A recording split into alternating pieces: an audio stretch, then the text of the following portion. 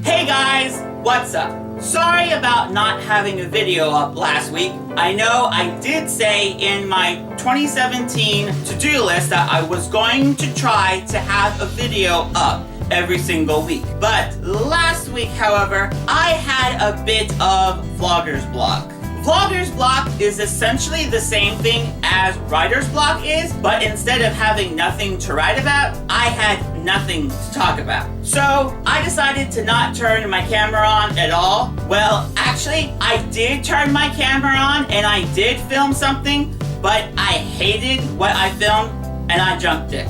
While I was having my bout of vlogger's block last week, I found out that for as long as I have been making videos now, that I have never made a video idea/topic list before.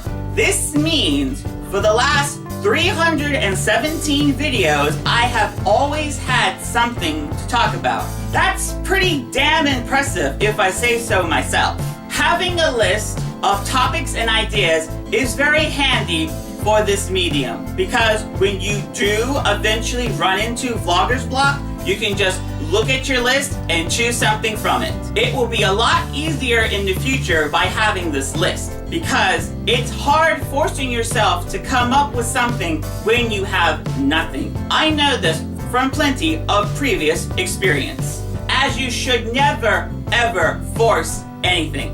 Whatever it is, it will eventually come out on its own. It just takes time. That just made it sound like I was constipated, didn't it? Okay, moving on. I got a haircut last week. I know that's not very exciting, but last week wasn't that jam-packed for me. Question, for those of you that have long hair, like moi, how do you deal with oily, greasy hair? That's if you have it though, as I have used many shampoos and conditioners that are specifically for oily, greasy hair, and yet they do nothing.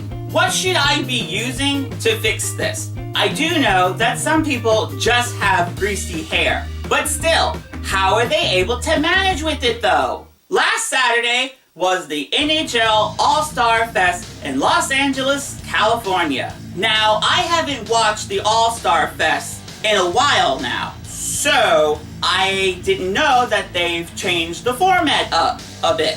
First, instead of choosing the teams and the players on the Friday night like they have done the last couple of years, instead, the teams, which there are now 4 of instead of 2, they were chosen months in advance before the event even actually happened. On Saturday, there was the skills competition, which everyone loves to watch. Before the skills event, though, there was a celebrity game with Justin Bieber and a whole bunch of other actors as well. Who cares, let alone even wants to watch that? And yes, before you all say it, I do know that Justin was smashed into the glass. The skills competition now. Why was Snoop Dogg there? I like Snoop Dogg. I have nothing against the guy, but why was he there? What was his purpose? And finally, on Sunday was the actual All-Star game itself. Normally, the game is played with only 2 teams. This year, however, there were 4. The Atlantic, the Central, the Metropolitan, and the Pacific. I had no idea what was going on. Not a single clue. 4 teams playing on and off was just too much for my brain to handle and comprehend.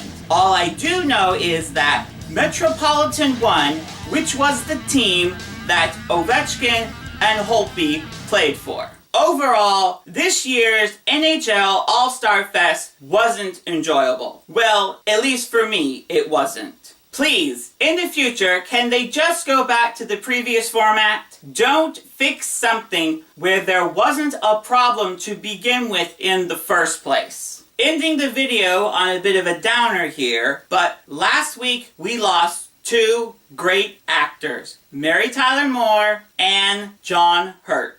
I would say that the majority of you all know of or have at least heard of Mary Tyler Mohr. She was the star of 2 classic TV series, The Dick Van Dyke Show as Laura Petrie and Mary Richards on The Mary Tyler Mohr Show. She was also in charge of her own production company, MTM Enterprises, which produced many other classic TV series, including The Bob Newhart Show, Rhoda, WKRP in Cincinnati, Hill Street Blues, and Saint Elsewhere. Not only was Mary an accomplished actress, the CEO of her own company, she was also very generous and charitable as well. She was the international chairman for JDRF, which stands for Juvenile Diabetes Research Foundation. Unlike Mary Tyler Mohr, John Hurt is someone you might not know of that well.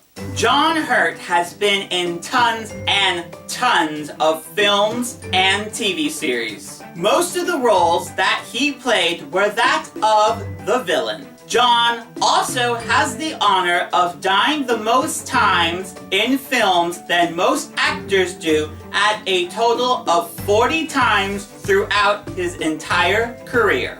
Some of John Hurt's memorable roles include that of the War Doctor in the Doctor Who 50th Anniversary Special, The Day of the Doctor, in 2013.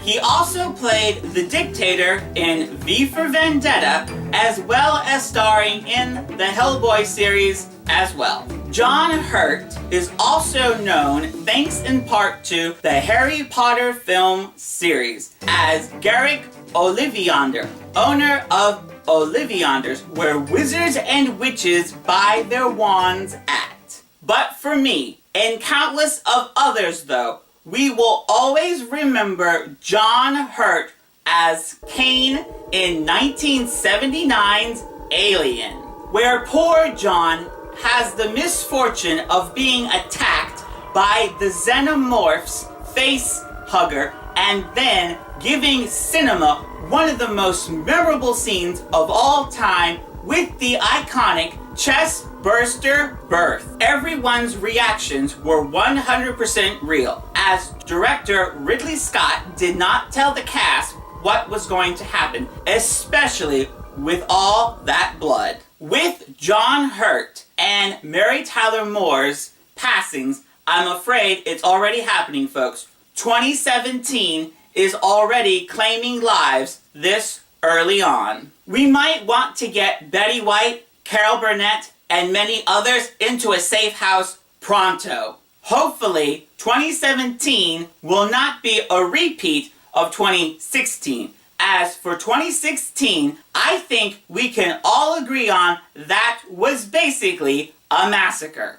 Well, I think this just about wraps up this video, but before I go, I just want to say a quick thank you to all of you for watching and subscribing. I really appreciate that you take time out of your day to watch my videos. That's all until next week. Till then, I hope that you are all doing well and that I'll see ya. Thanks again for watching. Bye, guys. Bye.